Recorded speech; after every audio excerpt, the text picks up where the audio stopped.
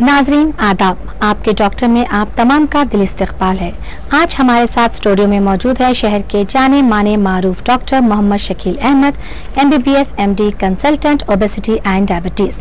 Doctor साहब ने Cardiff university London से भी पोस्ट ग्रेजुएशन किया है डायबिटीज़ में, और पोस्ट ग्रेजुएशन किया है डॉक्टर साहब ने जॉसलिन हार्वर्ड यूनिवर्सिटी USA से भी डॉक्टर साहब ने किया है डायबिटीज़ में पोस्ट ग्रेजुएशन, और डॉक्टर साहब को फेलोशिप के खिताब से भी नवाजा गया है डायबिटोलॉजी में।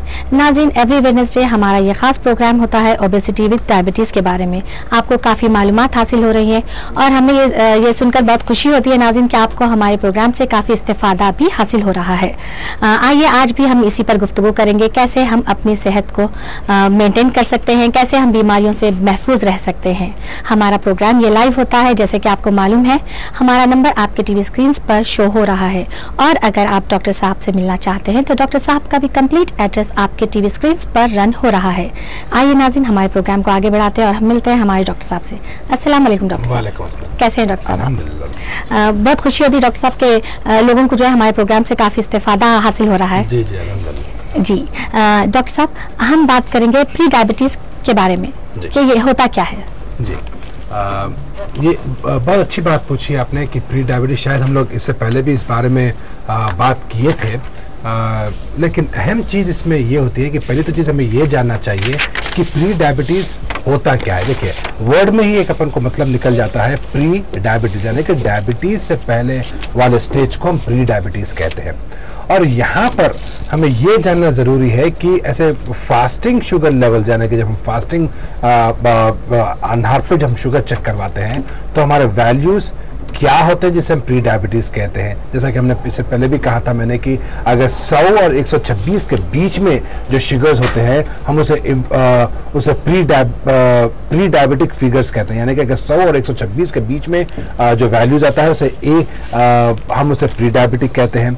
अगर यही वैल्यूज़ अगर 140 और 199 के बीच में जो वैल्यूज़ आते हैं तो जो पोस्ट प्रांडल यानी कि खाना खाने के 2 घंटे के बाद के जो वैल्यूज़ आते हैं, अगर वो वैल्यूज़ 140 और 140 टू 199 के बीच में अगर आते हैं तो हम उसे भी प्री डायबिटीज़ कहते हैं, लेकिन पोस्ट प्रांडल ब्लड शुगर कहा जाता है।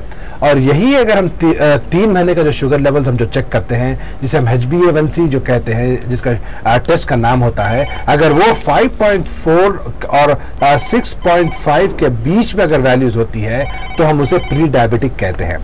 तो यहाँ पर अहम बात ये हो जाती है कि प्री डायबिटिक भी अगर एक इंसान होता है तो उसके क्या कॉम्प्लिकेशंस होते हैं, उसके सेहत पे क्या इफेक्ट होता है, या प्री डायबिटीज भी। डॉक्टर साहब, मैं एक कॉल फिर हम कंटिन्यू करेंगे। देखते हैं नाज़रीन कौन है, कहाँ से। हेलो जी, वालेकुम अस्सलाम। कौन बात कर रहे हैं? जी जी, बताइए क्या सवाल है आपका, क्या जानना चाहते हैं? मैं मोटा हूँ जी जी, क्या एज है आपकी? 36 है। वेट कितना है आपका? मेरा वेट 82 है। 82 है, ओके। हाइट? 5 फीट है। 5 है, ठीक है। कितना आपका वजन? 82 है जी। और कोई प्रॉब्लम आपको? कुछ नहीं। जी अच्छा, आप वेट कम करना चाहते हैं जी? आप अपना वजन कम करना चाहते हैं? ठीक है जी अच्छा, कॉल करने का शुक्रिया। डॉक्टर साहब आपके बारे में बताएंगे। जी डॉक्टर साहब। जी अस्सलाम वालेकुम। जैसे आपने बताया कि आपका वेट आपने 82 kg बताया और आपकी हाइट आपने 5 फीट बताई।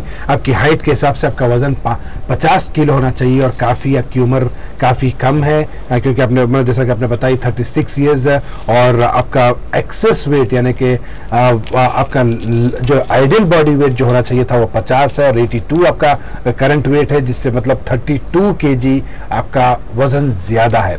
देखिए, मैं यहाँ पर हमेशा कहता रहता हूं कि जो वजन जो ज्यादा होता है, क्योंकि वजन ही एक ऐसी चीज है जो आज हम जड़ से अगर हम वजन को मारते हैं तो लाजमी बात है कि हम जड़ से ऐसे कई डिजीजेज है जो क्रॉनिक डिजीजेज है, जो ऐसे प्रिवेंटेबल डिजीजेज है जो हम डिजीज को बचा सकते हैं, डिजीजेज को आने से रोका जा सकता है, और वो होता है डायबिटीज या हाइपरटेंशन। ये ऐसे दो जो ऐसे क्रॉनिक डिजीजेज है जो एक इंसान की जिंदगी में जब आ जाते हैं तो एक इंसान को ऐसे कई चीज़ों से, इसके कॉम्प्लिकेशन से इंसान को इफेक्ट होता है, जैसा कि डायबिटीज़ से हम बात करते हैं, माइक्रोवैस्कुलर कॉम्प्लिकेशन यानी कि आँखों पे इफेक्ट होना या किडनी पे इफेक्ट होना या रगों पे इफेक्ट होना, और उसी से लेकर अगर हम बात करते हैं तो मैक्रोवैस्कुलर कॉम्प्लिकेशन यानी कि जो बड़े चीज़ों का जो डायबिटीज़ की वजह से जो शिकायत होती है वो होती है हार्ट पे प्रॉब्लम्स या ब्रेन को इफेक्ट करना, जैसा कि स्ट्रोक्स वगैरह का आना या हार्ट का कोरोनरी आर्टरी डिजीजेस या हार्ट के प्रॉब्लम्स क्रिएट करना। ऐसे डिजीजेस बहुत ही कॉमन कॉम्प्लिकेशंस बन जाते हैं एक बार डायबिटीज के आ जाने से। जी डॉक्टर साहब, मेरी कॉल। हेलो हेलो, अस्सलाम वालेकुम। जी वालेकुम सलाम, कौन बात कर रहे हैं अपना? अस्सलाम वालेकुम। जी वालेकुम अस्सलाम, कौन बात करेंगे? अपना नाम बताइए। मोहम्मद फैसल। जी अच्छा, क्या ठीक है, क्या जानना चाहते हैं आप? वजन के बारे में जानना था आपसे।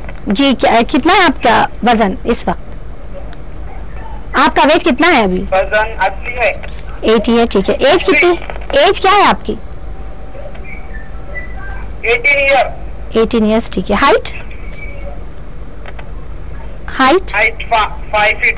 5 फीट, ठीक है। कॉल करने का बेहद शुक्रिया। जी डॉक्टर साहब। जी देखिए, अस्सलाम वालेकुम फैसल साहब, जैसा कि आपका सवाल और इससे पहले जो हमारे जो कॉलर थे उनका सवाल बिल्कुल लगभग एक ही सवाल है, तो मैं एक ही टॉपिक को इस पर यहाँ पर बात करना चाहूँगा, क्योंकि आपका भी वजन अगर आपकी हाइट के हिसाब से देखा गया तो 50 किलो होना चाहिए था और आपका वजन 80 kgs है, यानी कि 30 किलो वजन ज्यादा है। अगर हम यहाँ पर अगर हम गौर करते हैं, हमारे जो जितने भी मेरे जो व्यूअर्स या कॉलर्स जो पेशेंट्स जो मेरे पास आते हैं, अक्सर आप देखें कि जो आज हमारा जो एज जो फैक्टर की वजह से, मतलब जो इतनी कम एजेस में आज हम कितना वजन हमारा बढ़ता है। देखिए जैसा कि ये इन्होंने अभी जो कॉलर किए थे फैसल साहब ने, कि उनकी उम्र 18 ईयर्स उन्होंने बताई और वजन उनका लगभग 30 किलो वजन ज्यादा है। तो यहाँ पर हम लगा सकते हैं कि टीन एज ओबेसिटी, जो देखिए चाइल्डहुड ओबेसिटी हो जाती है, टीन एज ओबेसिटी हो जाती है या एडल्टहुड ओबेसिटी हो जाती है, लेकिन कौन से भी एज फैक्टर की अगर हम बात करते हैं तो मोटापन हमारी जिंदगी में आगे बढ़ चुका है, और हमें मोटेपन की वजह से जो हमें जो प्रॉब्लम जो शिकायतें जो आती हैं वो बहुत ही हमारे परमानेंट हो जाती है। देखिए कई ऐसे पेशेंट्स, थोड़े कम पेशेंट्स नजर आते हैं जो मोटे होते जरूर हैं लेकिन उन्हें डिजीजेस नहीं होती, यानी कि बीपी का शिकायत नहीं होती या शुगर की शिकायत नहीं होती। लेकिन हम ये बात को ये ना समझ लें कि वो होता है कम परसेंटेज की हम बात करते हैं, यानी कि हम 2% ऐसी लोगों की बात करते हैं जो मोटे होते हुए भी उन्हें प्रॉब्लम्स नहीं होते। वो तो खैर कुदरती बात होती है, लेकिन 98% अगर हम जब बात करते हैं तो मोटापन ही एक बहुत ही सबसे बड़ी आज बीमारी बन चुकी है, एक सबसे बड़े हम मोटेपन के शिकार बन चुके हैं। जी डॉक्टर साहब, एक कॉलर को ले लीजिए डॉक्टर साहब। हेलो जी वालेकुम अस्सलाम, कौन बात कर रहे हैं? जी मेरा नाम जावेद है। जी जावेद साहब बताइए, क्या सवाल है आपका? जी मेरे वालदा का जब भी ग्लूकोज का जो अपना टेस्ट कराते हैं तो उसकी वैल्यू के लिए जो अपना डायग्नोस्टिक सिंड्रोम है, डॉक्टर साहब से ये कहना था कि यहाँ डायग्नोस्टिक सिंड्रोम में जो एक टाइम पर टेस्ट जो टेस्ट करते हैं जी, उसके अंदर कंट्रोल्स को जो है अपना मेंटेन करते नहीं करते पता नहीं, क्योंकि उसकी वजह से घर में जब हम ग्लूकोमीटर पे चेक करते हैं साइमल्टेनियसली उनके साथ जो है वाला का जो है डायग्नोस्टिक सेंटर में भी जो कराते हैं तो बहुत फ्लक्चुएशन रहता है उसकी रीडिंग में।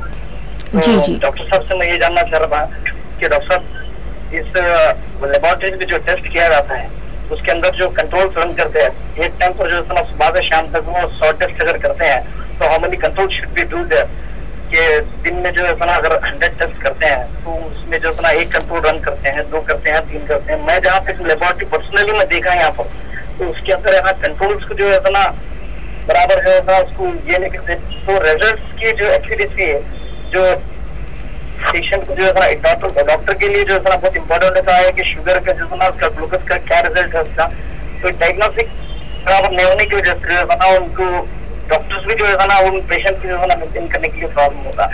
तो मैं डॉक्टर साहब से एक रिक्वेस्ट है मेरी कि एक ये अवेयरनेस जो पब्लिक में जो है specially in the diagnostic centre कि जो है जब एक डायग्नोस्टिक में जो है 200 टेस्ट करे जाते हैं तो वहाँ पर कुछ स्टैंडर्ड्स होना चाहिए उसके, और उस स्टैंडर्ड्स में जो है जैसे कि कोई भी एक मशीन रन होती है जाना चाहिए। और जी आपकी हेलो जी डॉक्टर साहब। जी जायद साहब, अस्सलाम वालेकुम। बड़ा अच्छा सवाल आपने पूछा और बड़ी अच्छी आप क्योंकि बुनियादी तौर पे देखा ये जाता है कि जो लेबोरेटरी के जो वैल्यूज़ होते हैं बहुत ही अहम रोल अदा करते हैं एक डॉक्टर को अपना प्रिस्क्रिप्शन लिखने के लिए। लेकिन यहाँ पर एक बात ज़रूर यहाँ पर मैं आपको ये बता दूँ जायद साहब कि जनरली क्लिनिकल साइंस जो हमें नज़र आते हैं पेशेंट्स के, यानी कि देखिए अगर मैं एक एग्जांपल लेकर आपको मैं बताऊं कि अगर एक पेशेंट को फ़र्ज़ कीजिए लैब की वैल्यू गलत आती है लेकिन पेशेंट जो सिम्टम्स जो हमें प्रेजेंट करता है उससे हमें अंदाज़ा लग जाता है कि लैब की वैल्यू थोड़ा सा ऊपर नीचे हो गई या वहाँ के कैलिब्रेशन का थोड़ा डिफ़ॉल्ट हो गया या वहाँ पर लैब वैल्यू का रिजल्ट सही नहीं है, तो उससे हमें अंदाज़ा लगता है। लेकिन जो बात आपने छेड़ी है कि जो कंट्रोल वैल्यूज होते हैं लैब के या कैलिब्रेशन जो होते हैं या वहाँ पर 100 जो टेस्ट चलते हैं तो किस तरह का कंट्रोल होना चाहिए। देखिए ये बात बेहद ज़रूरी है कि हमें जो स्टैंडर्डाइजेशन जो होता है, जो स्टैंडर्ड जो हमारे जो हम करने के जो तरीके होते हैं, जो हमारे जो प्रोटोकॉल्स होते हैं, ये प्रोटोकॉल्स ये रेजीम्स हमें फॉलो करनी चाहिए। एक स्टैंडर्ड प्रोटोकॉल्स होता है, कोई भी एक चीज़ हमें जब हम लैब चेक करते हैं तो एक स्टैंडर्ड प्रोटोकॉल्स हमें मेंटेन करना चाहिए। हाँ, जहाँ तक बात आती है जो शुगर लेवल जो चेक करते हैं जो वन टच से या घर पे या जो हम जो वैल्यू जो चेक करते हैं उस पर जब वो डिफरेंस आता है तो जनरली होता ये है कि अक्सर पेशेंट्स को भी ये नॉलेज नहीं होती कि 8 घंटे का फासला होना चाहिए fasting blood sugar level check करने का और 2 घंटे का मिनिमम फासला होना चाहिए post prandial blood sugar level check करने का। और अक्सर मैं ये भी देखता हूँ पेशेंट्स को कि वो जो खाते हैं, देखिए जनरली होता ये है कि हम random blood sugar level check करते हैं तो random blood sugar levels check करने के जो वैल्यूज आते हैं, देखिए वो वैल्यूज उतने कॉन्क्रीट नहीं होते, उतने वैल्यूज पे रैंडम ब्लड शुगर के वैल्यूज पे हम ये नहीं कह सकते कि कितना स्टैंडर्ड इनका वैल्यू होता है या चेक करने का। लेकिन नेचुरल बात है कि जब हम जो वन टच जो चेक करते हैं वो है कैपिलरी ब्लड चेक करते हैं और जब हम लैब टेस्टिंग करते हैं वो हम चेक करते हैं वीनस ब्लड चेक करते हैं। और वीनस ब्लड और आर्टीरियल ब्लड जो हम कहते हैं यानी कि कैपिलरी ब्लड जो कहते हैं यहाँ, यानी कि जब हम वन टच करते हैं तो वो होता है कैपिलरी ब्लड लिया जाता है, यानी कि यहाँ के कैपिलरीज का ब्लड लिया जाता है।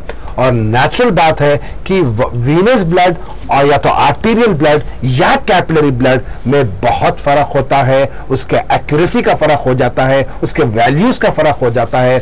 लेकिन हाँ, ये बात हमें वन टच करने से हमें एक 15 या 20 वैल्यूज मिलीग्राम पर डेसीलीटर का वैल्यू कुछ फर्क होता है, लेकिन बाज़ वक़्त एक्यूरेट भी आते हैं। लेकिन इससे हमें अंदाजा एटलीस्ट ये मालूम चल जाता है कि इमरजेंसी लेवल पे कि अगर कोई पेशेंट हाइपोग्लाइसीमिया में जाता है यानी कि जिसके शुगर लेवल जब नीचे गिरते हैं तो हमें वहां पर वन टच घर में कन्वीनियंट हो जाता है कि हम हमारे डॉक्यूमेंट कर सकते हैं कि हम आपका शुगर लेवल्स किस हद तक नीचे गिरता है या किस हद तक ऊपर जाता है। क्योंकि जब अगर वैल्यूज ऊपर आते हैं तो जनरली लो वैल्यूज कभी भी वन टच नहीं बतलाता, हाई वैल्यूज ही बतलाता है। अगर हाई वैल्यूज को अगर हम 10-15 मिलीग्राम पर डेसीलीटर को अगर हम नीचे करते हैं तो उससे हमें एक्यूरेसी हम गेज कर सकते हैं। और रही बात आपके जो अहम मुद्दे की कि भाई लैब के जो फैसिलिटीज़ होते हैं या उनका स्टैंडर्डाइजेशन होता है वो होना भी चाहिए, बल्कि करते भी होंगे शायद। तो और जो कैलिब्रेशन होता है उसका मुझे बिल्कुल आइडिया नहीं है क्योंकि मुझे लैब की तरफ टेक्निकलिटीज़ वो उतने तो मुझे मालूम नहीं है, लेकिन इस पे हम ध्यान देना ज़रूरी है। और बहुत अच्छी चीज़ है कि अगर हम कैलिब्रेशन करते हैं हमारे इक्विपमेंट्स का तो उम्मीद है आपके सवाल का जवाब आपको मिल चुका होगा।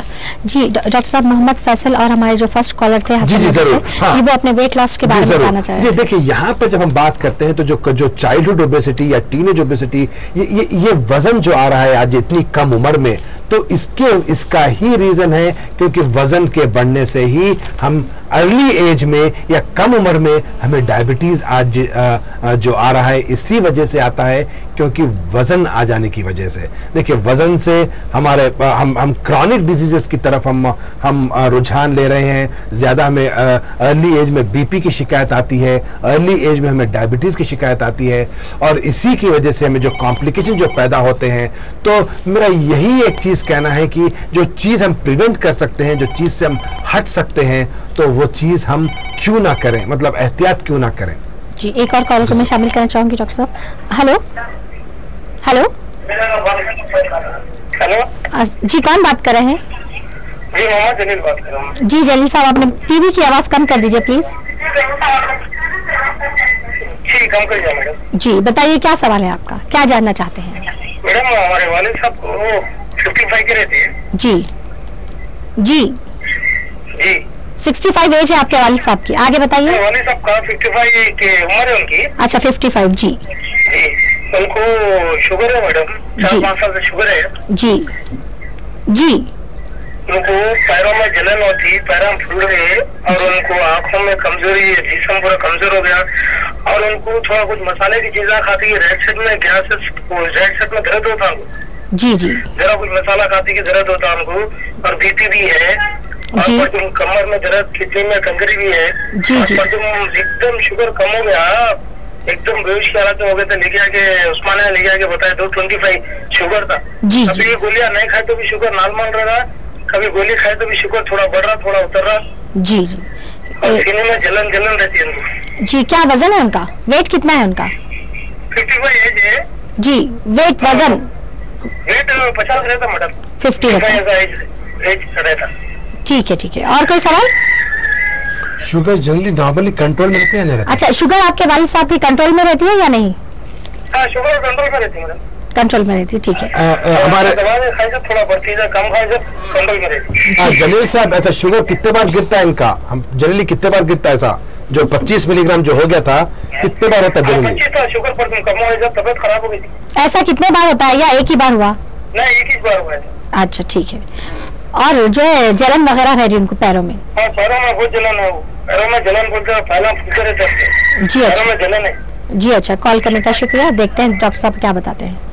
जी जलील साहब अस्सलाम वालेकुम। जैसे आपने बताया कि एक तो वीकनेस बहुत है, गैसेस का प्रॉब्लम है, बीपी की शिकायत है, और सबसे अहम बात यहाँ पर आती है कि उनका शुगर लेवल गिर जाना, और वो भी इतना कि 25 मिलीग्राम पर डेसीलीटर, यानी कि बहुत ही ज़्यादा इनको हाइपोग्लाइसेमिक अटैक हुआ था, यानी कि शुगर गिर चुकी थी।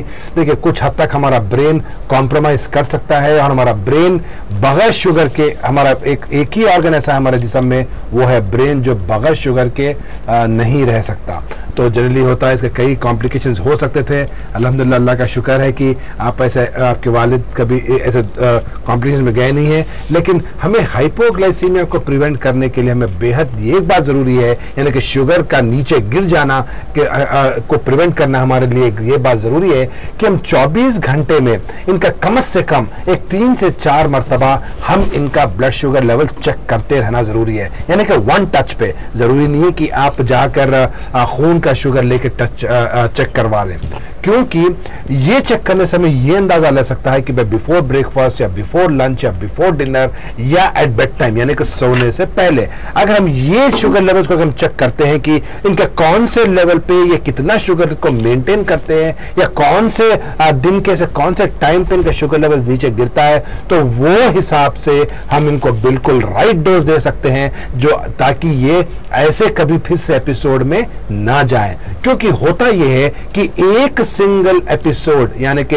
एक सिंगल एपिसोड का अगर शुगर का नीचे गिर जाना अगर ऐसा हो जाता है, तो इस पे हार्ट पे इफेक्ट का, कार्डियोवास्कुलर मोर्टेलिटी यानी कि हार्ट की मोर्टेलिटी के चांसेस बढ़ जाते हैं। ये बहुत ही अहम चीज हो जाती है, और बहुत ही सोचने वाली और गंभीर से सोचने वाली बात है ये। तो हम मैं यही कहूंगा कि हमारे जलील साहब से कि इनके 3 से 4 दिन तक हमें ऐसे शुगर लेवल्स, ऐसा ग्राफ हमें मेंटेन कर इनका 24 घंटे का शुगर लेवल्स का इनका लगातार हमें देखना पड़ता है, जिससे हमें ये अंदाजा लग सकता है कि इनके कौन से दिन के कौन से वक्त में ज्यादा शुगर गिरती है, जिससे हम इनके गोलियों का डोज टेपर कर दें और इनको बिल्कुल ऐसा डोज दें ताकि ये ऐसे कभी जिंदगी में ऐसे एपिसोड पे ना जाएं।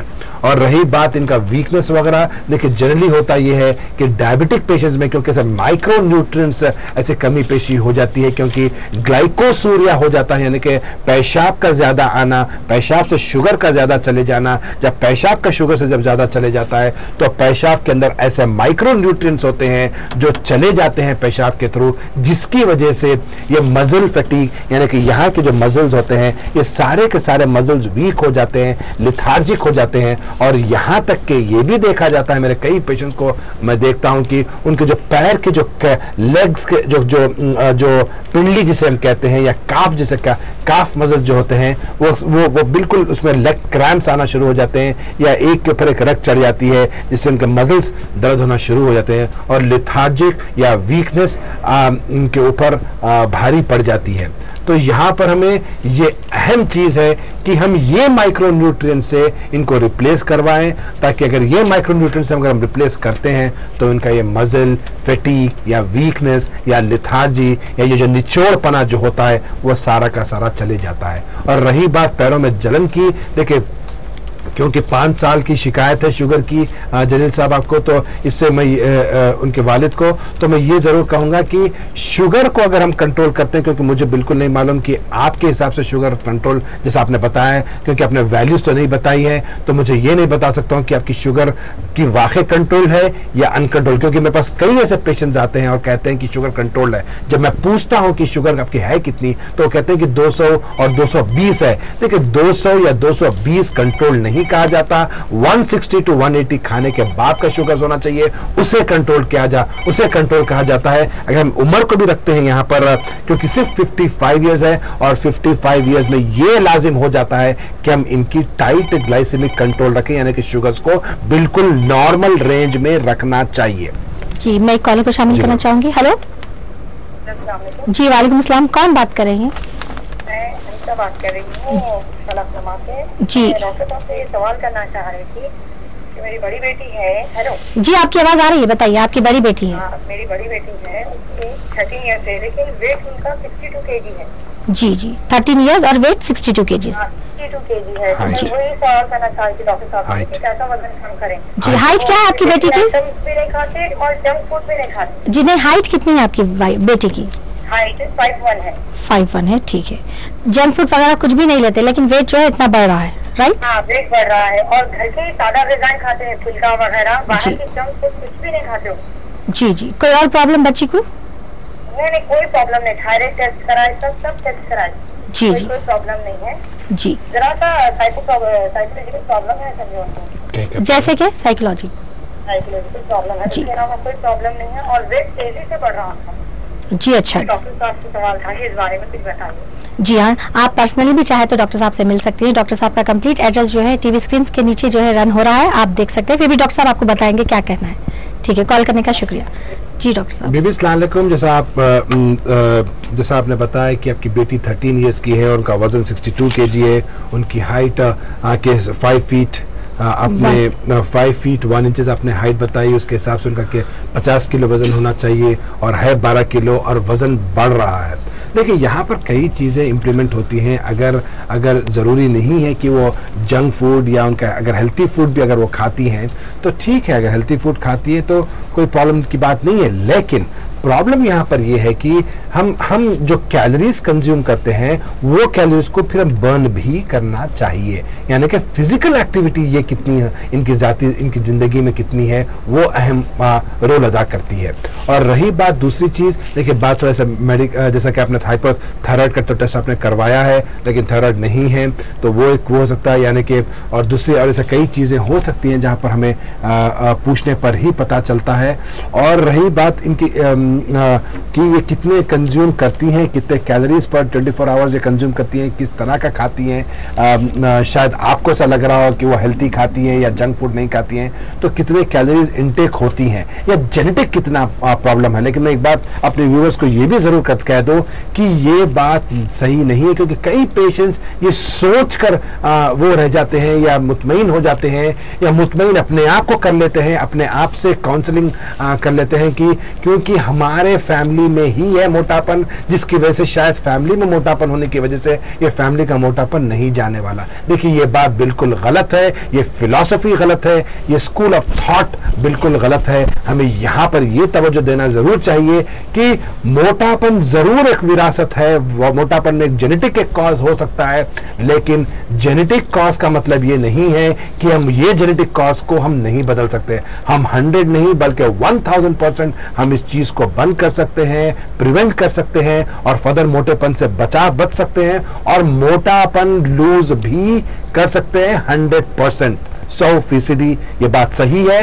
तो मैं ये जरूर कहूंगा कि मेरे व्यूअर्स या ये समझ के ना बैठ जाएं कि हम विरासत में हमें मोटापन आता है तो ये मोटापन जाने वाला नहीं है, लेकिन ये बात सही नहीं है, क्योंकि मेरे से कई पेशेंट्स हैं जो वजन लूज करते हैं और वजन लूज करना भी चाहिए। अगर वो जैसे कि बहुत बड़ी कहावत है, prevention is better than cure, यानी कि एहतियात करना हमें लाजिम है, वाजिब है। तो लिहाजा हम ये जरूर कहेंगे कि यहाँ पर मोटापन ना होने से यानी कि प्रिवेंट करने से मैं से कई टिप्स मैं देता हूँ और देता रहूँगा इंशाल्लाह कि हमें मैदे जैसी चीज़ें या तेल की डीप फ्राई जैसी चीज़ें या तलन की चीज़ें या चिप्स की चीज़ें या ऐसे जो सॉफ्ट ड्रिंक्स जो होते हैं वैसी वाली चीज़ें, या जैसा पिज़्ज़ा होता है या पास्ता या जो पिज़्ज़ाज वगैरह जो हम बाहर जो खाते हैं या बर्गर्स वगैरह इस तरह के, या बंडियों वाला जो खाना जो अक्सर जो ज़्यादा तेल में जो डीप फ्राई करा हुआ होता है, हम ऐसे चीज़ों को अवॉइड करना चाहिए। अगर ना भी खाते हैं तो हमें यहाँ पर जरूर ये देखना चाहिए कि हमारी फिजिकल एक्टिविटी हमारे पास हमारा रोज की जाती जिंदगी में हम कितनी हमारी फिजिकल एक्टिविटी होती है, यानी कि वॉकिंग किस तरह से होती है या ब्रिस्क वॉकिंग होती है या नहीं, हम कितने कैलोरीज दिन भर में बर्न करते हैं, हमारे मूवमेंट्स किस तरह के होते हैं, ये बहुत ही हो जाता है। और अक्सर मेरे पेशेंट जो कोशिश करते जरूर हैं कि वजन कम करने की, या यानी कि डाइट को मेंटेन करके या फिजिकल एक्टिविटी को मेंटेन करके, यानी कि कई मेरे ऐसे पेशेंट्स आते हैं या जब भी आते हैं जब ये सब चीजें करते हैं उसके बावजूद भी फेल हो जाते हैं वजन कम करने में, तो तब मैं ये जरूर कहूंगा कि ऐसे लोगों में मेडिकल सपोर्ट की जरूरत 100% पड़ जाती है। क्योंकि देखिए जब हम डाइट करते हैं, मैं ये जरूर कहूंगा कि पहले आप डाइट जरूर करें या फिजिकल एक्टिविटी आप जरूर करें, और जो मैं चीजें अक्सर जो मशवरा देता हूं वो चीजों को अगर आप अवॉइड करें, अवॉइड कर भी अगर आप ये कोशिश करते हैं तो इंशाल्लाह अगर आपकी कोशिश अगर कामयाब हो जाती है तो इंशाल्लाह आपको फायदा हो जाता है। लेकिन अगर जब इतनी कोशिशें करने के बावजूद भी अगर वजन नहीं कम होता तो मैं यहाँ पर जरूर कहूंगा कि उन्हें मेडिसिन की सपोर्ट पड़ती है, जो बहुत ही सेफ तरीका होता है और एक स्टैंडर्ड प्रोटोकॉल होता है, एक स्ट्रक्चर्ड प्रोग्राम होता है। ऐसी बात नहीं है कि हम डाइट पे, क्योंकि अक्सर लोगों के दिमाग में ये हो जाता है कि वजन कम करना मतलब डाइट पे कंट्रोल करना। देखिए डाइट सिर्फ डाइट नो डाउट एक थोड़ा सा रोल अदा करती है, लेकिन जो एविडेंस है, जो स्टडीज हुई है, जो रिसर्च हुई है कि ये कहती है कि अगर हम डाइट भी करते हैं या फिजिकल एक्टिविटी भी करते हैं, दोनों के करने के बावजूद भी ये रिसर्च में ये कहा गया है कि 20% चांसेस है आपके वजन कम होने के, लेकिन प्रोबेबिलिटी है, चांसेस है, लेकिन 100% कोई चीज का ऐसा वो नहीं है कि आप 100% ये करने से आपका वजन कम होता है। तो ऐसी चीजों में होता ही है क्योंकि बॉडी का जो मेटाबॉलिज्म होता है, तो मेटाबॉलिज्म स्लो मेटाबॉलिज्म है, बॉडी वेट लूज करने की जो क्षमता होती है वो कम है। तो यहां पर आपको सपोर्ट हो जाता है कि थोड़ा सा हम एक स्ट्रक्चर्ड प्रोग्राम में आए, और वो प्रोग्राम में जब करते हैं तो वजन 100% अल्हम्दुलिल्लाह शिफा मिलती है, कम होता है। और ये भी मैं कह दूं अपने व्यूअर्स को कि वजन कम करना मतलब ये नहीं है कि डाइट कंट्रोल करना। देखिए डाइट कंट्रोल होता है डाइट को डिसिप्लिन तरह से लेने का, और डाइट को किस तरह से लेना चाहिए, कौन सी ऐसी अच्छी चीजें जो आप ले सकते हैं, जो ऐसी कौन सी चीजें जो चीजों को बचाया जा सकता है या हम महरूम रह सकते हैं वो चीजों से, थोड़ा कम वक्त तक के लिए। ऐसा नहीं है कि आप जिंदगी भर आप कोई चीज पे आ गए तो वो चीज को बंद कर जाए। क्योंकि एक वजन एक बीमारी है, और जब तक हम बीमारी को कम नहीं कर देते उसके बाद आप अपनी नॉर्मल जिंदगी में आप चले जा सकते हैं, खाना पीना हो सकता है, लेकिन वहां पर भी एक तरीका होता है कि आपका इंटेक कितनी होती है कैलोरीज की, आप कितना खाते हैं और कितना बर्न करते हैं, कितना अपने आप से आप कितना कमिटेड होते हैं, कितनी अपनी जिंदगी में डिसिप्लिन लाते हैं, वो दोनों का देखकर उसे मेंटेन किया जा सकता है। जी डॉक्टर साहब, नाज़रीन वक्त हो चला एक मुख्तसर से ब्रेक का, मिलते हैं ब्रेक के बाद।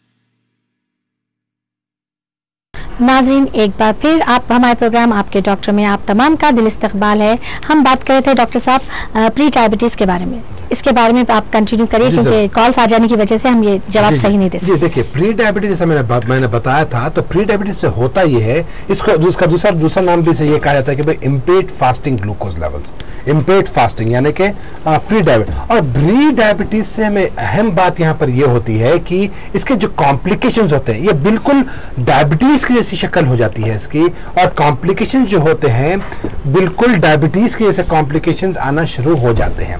देखिए यहाँ पर मैं एक बात जरूर कह दूं कि फर्क क्या होता है प्री डायबिटीज और डायबिटीज में। हम प्री डायबिटीज से डायबिटीज में जाने से हम रोका जा सकता है, हम रुक सकते हैं, और हमें डायबिटीज जैसी चीज से हम बच सकते हैं, यानी कि हम बिल्कुल दूर भाग सकते हैं डायबिटीज से, क्योंकि प्री डायबिटीज एक डायबिटीज से आने वाला पहले का स्टेज है, और अगर हम यहाँ पर अगर एहतियात करते हैं तो बिल्कुल आप पीछे हट सकते हैं। जी मैं एक कॉलर को ले लूं डॉक्टर साहब। हेलो अस्सलाम जी वालेकुम अस्सलाम, कौन बात कर रही हैं? मोहम्मद असलम। जी बताइए क्या सवाल है आपका असलम? छोटे भाई की उम्र 16 साल की है और उनका वेट बहुत ज्यादा है। कितना ज्यादा है वेट? वेट की वजह से उनकी हाइट नहीं बढ़ रही है उनकी हाइट। जी जी, किस एरिया से कॉल कर रहे हैं आप? हाशिमाबाद। ठीक है, वेट कितना है बोला आप उनका? उनकी हाइट 4 है। 4 फीट है, ठीक है ठीक है। वेट कितना है? वजन? वजन 50 होगा। 50 है, ठीक है। कोई और प्रॉब्लम उनको? और पठान बहुत ज्यादा मोटे हैं उनके। अच्छा ठीक है, कॉल करने का शुक्रिया। देखते हैं डॉक्टर साहब आपके बारे में क्या कहते हैं। जी डॉक्टर साहब। देखिए यहाँ पर फिर से हम जब बात करते हैं तो यही जो उम्र 16 साल या 18 साल या 30 साल या 36 इयर्स या 40 इयर्स, आप देखिए यहाँ पर नोट जो मैं अक्सर करता हूँ या मेरे पास जो स्टैटिस्टिक्स हैं, तो यहाँ पर ये स्टैटिस्टिक्स सीधी हमें ये सोच में वो कर देती है कि कितनी कम उम्र से हमारा जो एक्टिविटी होती है, जो फिजिकल एक्टिविटी होती है, हमारा रहना, हमारा लाइफस्टाइल, हमारा सेडेंटरी लाइफस्टाइल जो हो चुका है, जो हम अपना चुके हैं हमारी ज़िंदगी में, तो ये चीज़ों से हमें हटना बहुत ज़रूरी है, क्योंकि जब तक हम हमारी सेडेंटरी लाइफस्टाइल को किल नहीं करते, यानी कि बचा नहीं सकते, जैसा कि हम अगर हमारी ज़िंदगी में हमें हेल्थ कॉन्शियस होना बहुत ज़रूरी है, यानी कि मैं तवज्जो दे रहा हूँ फिजिकल एक्टिविटी की तरफ। यानी कि अगर बच्चों की तरफ, हम जब बच्चों की बात करते हैं, बच्चों के मोटेपन की बात करते हैं, तो हम बात करते हैं टीवी देखने की, हम बात करते हैं उनकी फिजिकल एक्टिविटी कम हो जाने की, हम बात करते हैं उनके खाने पीने की, और हम बात करते हैं वही जो पेरेंट्स का जो जिस तरह से हम बच्चों की तरफ ज्यादा जूसेस को पिलाना या सॉफ्ट ड्रिंक्स पिलाना या बाहर के ड्रिंक्स पिलाना या पेप्सी का देना या Pepsi, Coca Cola, Thums Up या बर्गर्स या पोटैटो चिप्स, ये चिप्स का, देखिए ये जो जिंदगी देने की वजह से, क्योंकि ये सबसे कन्वीनियंट फूड है बच्चे को खामोश बिठाने के लिए, तो बच्चा खामोश भी हो जाता है। तो यहाँ पर और पेरेंट्स को खुशी भी मिलती है, ये चीजें देने में पेरेंट्स खुश हो जाते हैं, उनके दिल को तसल्ली मिलती है कि हम बच्चों को खिलाते हैं, बच्चे खुश हैं। देखिए मैं यहाँ पर जरूर ये चाहूंगा कि आप वही पकवान जो घर का पकवान होता है, जो कम तेल का होता है, जो कम फैट का होता है, इनको ज्यादा ये खिलाएं। हर चीज खिला सकते हैं, लेकिन जैसा कि चावल है, घी है, आप बच्चों को बिल्कुल दे सकते हैं। देखिए मैं बात कर रहा हूं यहाँ पर वो खानों की या ऐसे चीजों की जिससे वजन बढ़ता है, जिससे फ्री कैलोरीज है, यानी कि बच्चे को एनर्जी मिलती नहीं है, कैलोरीज ज्यादा फ्री हो जाते हैं, जो फुगट की जो एनर्जी हम जिसे कहते हैं, जो जाकर आपकी बॉडी में जमा हो जाती है, जिसकी कोई वैल्यू ही ना हो।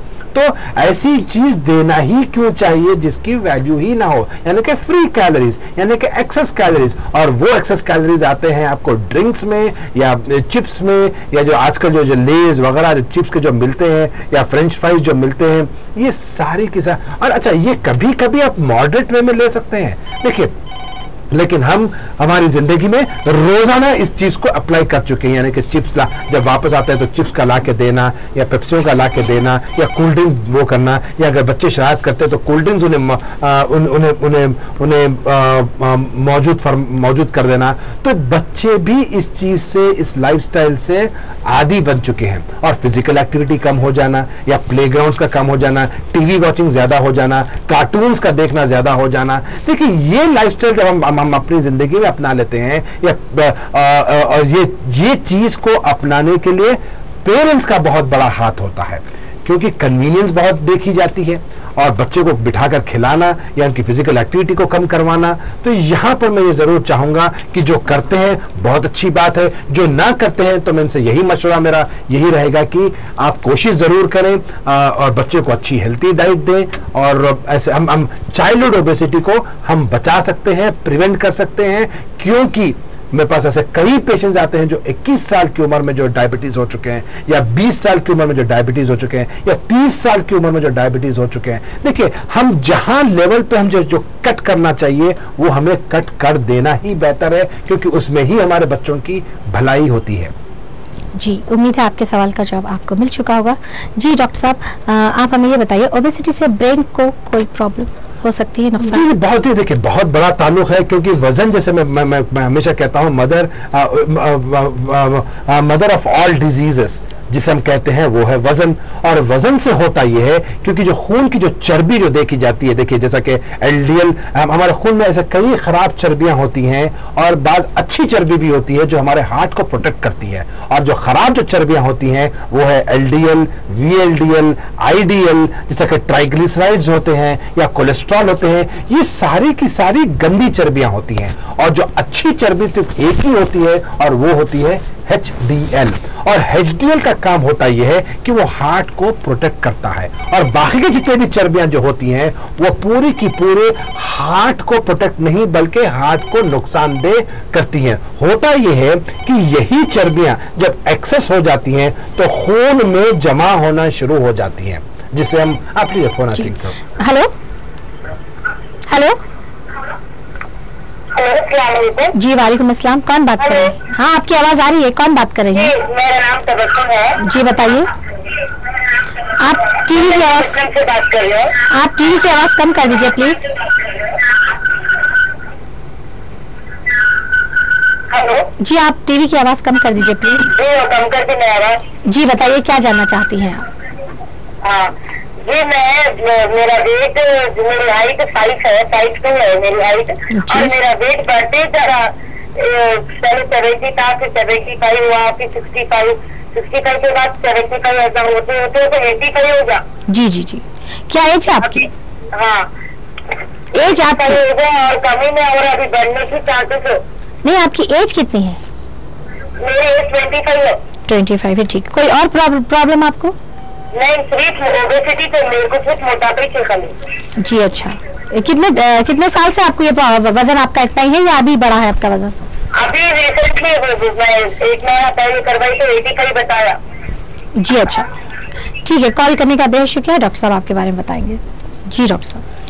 जी अस्सलाम वालेकुम बीबी। देखिए जैसा आपने बताया कि आपका वजन 85 kg और आपकी हाइट आपने 5 फीट 2 इंचेस बताई। आपकी हाइट के हिसाब से आपका वजन होना चाहिए 50 पे 2 और आपका वजन है 85 यानी कि लगभग 35 किलो वजन ज्यादा यानी कि 35 kg। देखिए जब हम यही वजन की जब हम बात करते हैं तो होता यह है कि एक बहुत ही कम परसेंटेज हल्के में ये देखा जाता है कि मोटे लोगों के वैल्यूज भी नॉर्मल होते हैं।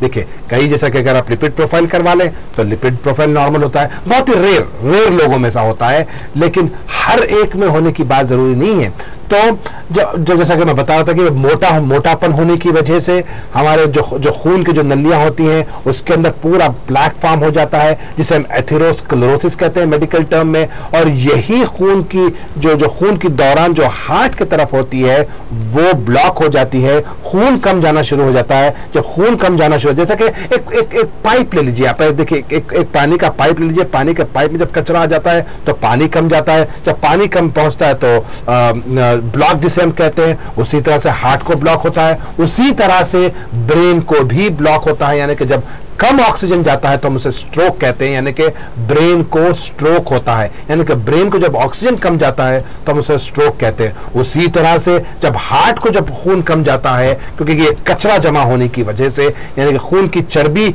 जो गंदी चर्बी जिसे हम कहते हैं वो जमा होने की वजह से, जिसे MI कहते हैं, कोरोनरी आर्टरी डिजीजेस जिसे हम कहते हैं। देखिए एक सबसे बड़ी बहुत ही बड़ी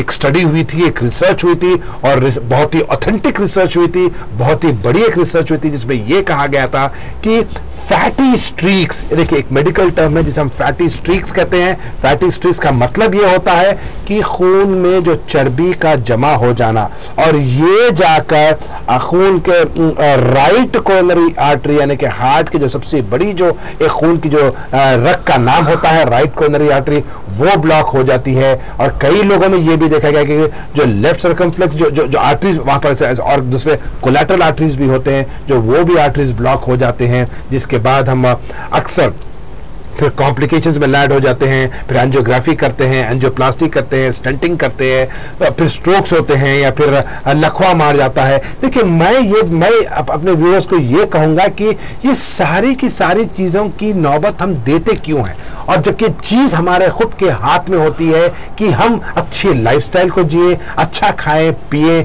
वजन को ना बढ़ाएं, वजन को अपने नॉर्मल बेस लेवल पर रहें। अगर जिसका नॉर्मल नहीं है तो वो वजन कम करें, कोशिश जरूर करें।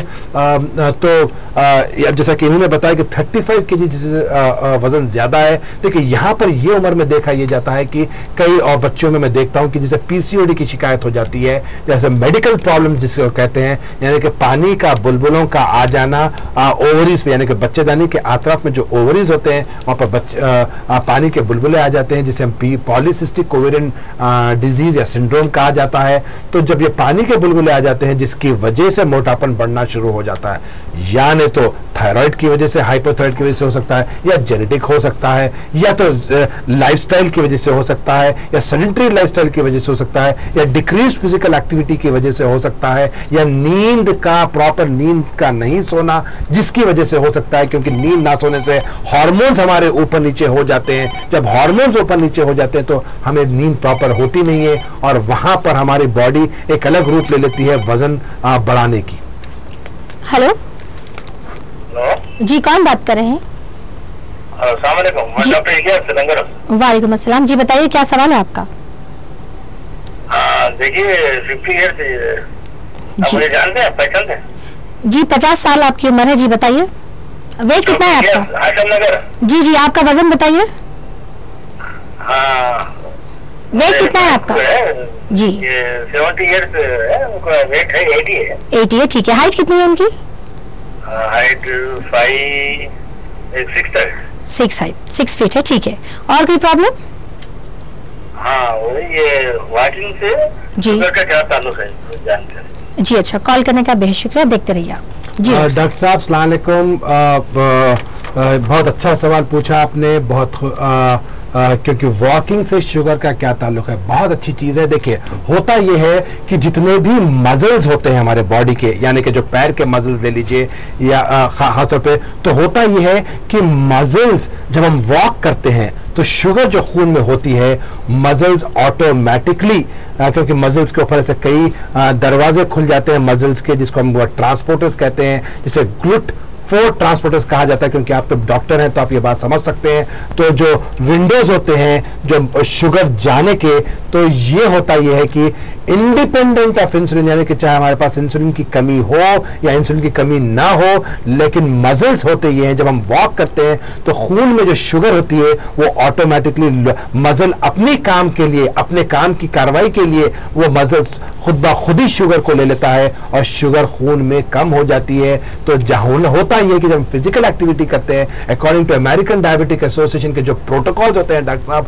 वो ये कहते हैं कि हम डेली 30 मिनट वॉक करना चाहिए, यानी कि 150 मिनट्स पर वीक हमें वॉक करना चाहिए। लेकिन आज के जो लेटेस्ट प्रोटोकॉल्स हैं वो और प्रोटोकॉल्स चेंज हो चुके हैं। एशियन कंट्रीज में ये कहा गया है कि अब 30 मिनट्स की जगह 45 मिनट्स हमें वॉक करना चाहिए। और इसके तरीके होते हैं वॉक करने के, यानी कि आप 10 मिनट नाश्ता करने के बाद 10 मिनट, लंच करने के बाद 10 मिनट और डिनर करने के बाद 10 मिनट। डॉक्टर साहब हम ये वॉकिंग कर सकते हैं, ये तरीका अपना सकते हैं, या हम एट ए स्ट्रेच हम 45 मिनट्स वॉकिंग कर सकते हैं। तो डॉक्टर साहब वॉकिंग हमारे 2 गोलियों की गोली का एक काम सिर्फ वॉकिंग करती है, चाहे वो मोटा आदमी हो, चाहे वो मोटी औरत हो, चाहे वो दुबला आदमी हो या दुबली औरत हो, या लड़का हो या लड़की हो, या उनकी एज कितनी भी होनी चाहिए। मैं ये जरूर कहूंगा कि अगर वॉकिंग हम करते हैं तो हम ऐसे कई बीमारियों से हम निजात पा सकते हैं, शुगर से निजात पा सकते हैं, हम शुगर को प्रिवेंट कर सकते हैं। अगर यही वो प्री डायबिटिक अगर पेशेंट होता है तो यही प्री डायबिटिक पेशेंट से हम वॉकिंग से और हमारी डाइट से हम ये बीमारियों को बचाया जा सकता है। और रही बात जैसे मैंने कहा कि भाई मजल्स को जब हम वॉक करते हैं तो मजल्स को इंसुलिन की जरूरत नहीं पड़ती, वो खुद ब खुद ही शुगर को खींच लेता है और जिससे हमारी शुगर कम हो जाती है, कंट्रोल में होती है। जी डॉक्टर साहब एक और कॉलर को हम शामिल करेंगे। हेलो जी वालेकुम अस्सलाम, कौन बात कर रहे हैं? हेलो जी कौन बात कर? जी वालेकुम अस्सलाम, कौन बात? हूँ यहाँ पर रिंग रोड से बात कर रही हूँ। जी जी बताइए क्या सवाल है आपका? जी ये मेरा वेट 73 है। ठीक है। तो थोड़े दिन से दम चढ़ना वगैरह हो रहा था, तो ये यूनानी मेडिसिन लिए तो अच्छा रहता क्या? जी ले रही हूँ ऑलरेडी। एज बता सकते हैं आपकी उम्र कितनी है? 30 है। 30 है, ठीक है। आप मैरिड है? जी हाँ, 3 बच्चे हैं। जी जी जी ठीक है। आप वजन कम करने के लिए यूनानी मेडिसिन यूज करना चाहती हैं? ठीक है। और कोई सवाल? कुछ भी नुकसान तो ना होता ना? जी अच्छा, और कोई सवाल? जी बस यही था। ठीक है, कॉल करने का बेहद शुक्रिया। जी डॉक्टर साहब। बेबीज मैं इससे पहले जो हमारे डॉक्टर साहब जो कॉल किया था डॉक्टर इलियास साहब ने, उनके लिए ये और एक थोड़ा सा मैं ये दे दूं कि उनकी हाइट के हिसाब से उनके अहलिया का वेट होना चाहिए 60 किलो और उनका वजन है 80 किलो, यानी कि लगभग 20 किलो वजन ज्यादा है। और अकॉर्डिंग टू अगर उन्होंने उम्र तो मुझे 50 साल उन्होंने उम्र बताई, काफी कम एज है, क्योंकि प्रोटोकॉल्स के हिसाब से ये होते हैं कि 7% उनका बॉडी वेट कम करना चाहिए। ये अमेरिकन डायबिटिक एसोसिएशन की बात ले लीजिए, या वर्ल्ड हेल्थ ऑर्गेनाइजेशन की बात ले लीजिए, या अमेरिकन एंडोक्राइनोलॉजी सोसाइटी की बात ले लीजिए, या हम किसी भी बड़े बिग ऑर्गेनाइजेशन की हम जब बात करते हैं तो 7 to 10% उनका बॉडी वेट लूज करना चाहिए, फिजिकल एक्टिविटी बढ़ाना चाहिए, सेडेंटरी लाइफस्टाइल कम करना चाहिए। ऑटोमेटिकली इसके कई हजारों बेनिफिट्स उन्हें मिल सकते हैं। और रही बात हमारे दूसरे जिन्होंने कॉल किया था, जिन्होंने बताया कि उनका वजन 73 kg है, उनको सांस फूलने की तकलीफ हो जाती है। देखिए यहाँ पर मैं ये, और वो जो यूनानी मेडिसिन यूज करती हैं, देखिए सांस अगर वजन, क्योंकि उन्होंने हाइट नहीं बताई तो उनका वजन कितना मुझे पता नहीं है, लेकिन सांस फूलने का सीधा सीधा लिंक जाता है वजन ज्यादा होने की वजह से, या कभी एनीमिक होने की वजह से भी सांस फूल सकती है, या और कई दूसरे रीजन हैं जिससे सांस फूलने की तकलीफ देखी जा सकती है। हमें प्रॉपर इवैल्यूएट करना चाहिए। अगर वजन की बात करते हैं तो वजन की हम बात करते हैं विसरल फैट, यानी कि अंदर की चर्बी, बाहर की चर्बी, और हमें जो बीच का जो सेंटर जो पेट की जो चर्बी होती है हमें लाजिम हो जाता है। सबसे डेंजरस फैट जिसे हम कहते हैं वो होता है विसरल फैट, जिसकी वजह से हमें कई बीमारियां आ जाती हैं, जैसे कि विसरल फैट अंदर की चर्बी हमारे बॉडी के जो सिस्टम्स के जो कई ऐसे साइकिल्स होते हैं वो साइकिल्स को स्टॉप कर देती है, साइकिल्स को रोक देती है, और ऐसे गंदे जो साइकिल्स होते हैं बॉडी के वो साइकिल्स को उकसा देती है। जैसे कि एक सबसे बड़ा साइकिल एक होता है रेनिन एंजियोटेंसिन सिस्टम जो उसको इनहिबिट कर जिसको स्टिमुलेट कर देती है और बीपी की शिकायत आना शुरू हो जाती है। जी सर। हेलो हेलो जी, कौन बात कर रहे हैं? हाँ, मैं शेख रफीक बात कर रहा हूँ। जी बताइए, क्या सवाल है आपका? मेरा सवाल है मैडम, क्या पेट फूलने से दम घुट आते रहता? पेट फूलने से? हाँ, शेख रफीक बात कर रहा हूँ। जी जी, क्या सवाल है आपका, एक बार फिर से बताएंगे आप? नहीं, चलने से एकदम से दम आते रहता। अच्छा, चलने से, ज्यादा चलने से? हाँ, ज्यादा चलने से। जी अच्छा, आपको ये प्रॉब्लम की, ये आपको ये शिकायत है? हाँ जी, क्या उम्र है आपकी? मेरी उम्र 52। 52, ठीक है। वेट कितना है आपका, वजन? मेरा वेट है 85। 85। हाइट आपका कद कितना है? 5 फीट 3 इंच। जी अच्छा, ज्यादा चलने की वजह से दम आ जाता, ठीक है। और कोई प्रॉब्लम आपको? और कुछ नहीं मैडम, ये ठीक है मेरे को। जी अच्छा, अल्हम्दुलिल्लाह, ठीक है। डॉक्टर साहब आपके सवाल का जवाब देते हैं, कॉल करने का बेहद शुक्रिया। जी डॉक्टर साहब। तो पुराने जो उनका सवाल था कि यूनानी दवाएं ले सकते हैं या ऐसे कोई साइड इफेक्ट्स हैं या नहीं है, देखिए बीबी मैं आपका इसका जवाब तो दे नहीं सकूंगा क्योंकि यूनानी स्टडीज़ मैंने पढ़ी नहीं है, मुझे पता नहीं है, तो लिहाजा इसका नहीं होता। अगर लेकिन ये ज़रूर कहूँगा कि जो भी दवाओं से आपको शिफा मिल सकती है, शिफा हो रही है, तो आप बिल्कुल कंटिन्यू कर सकती हैं।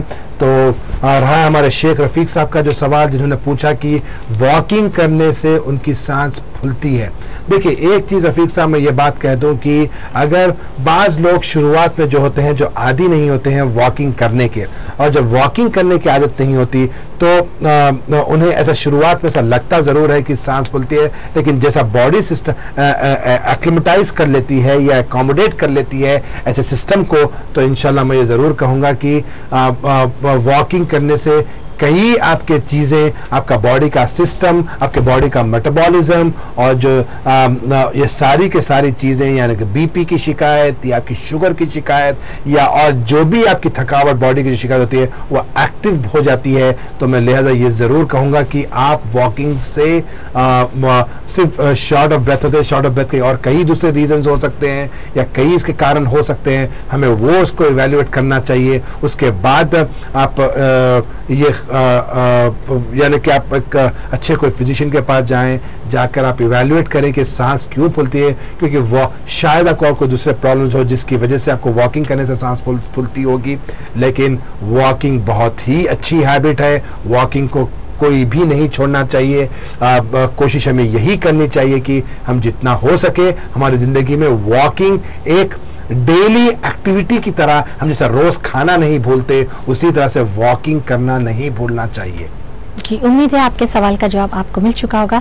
डॉक्टर साहब हम आपका तहे दिल से शुक्रिया अदा करते हैं कि हमारे व्यूअर्स को जो है काफ़ी कुछ मालूमात हासिल हो रही है। और डॉक्टर साहब मैं अगर कहीं जाऊँ पार्टीज़ में तो मुझे काफ़ी लोग मिलते हैं और बोलते हैं हमें आप जो बताते हैं, जो टिप्स देते हैं उससे काफ़ी लोगों को फ़ायदा भी पहुँच रहा है। जी, उम्मीद है नाज़रीन आपको भी आज का ये प्रोग्राम बेहद पसंद आया होगा।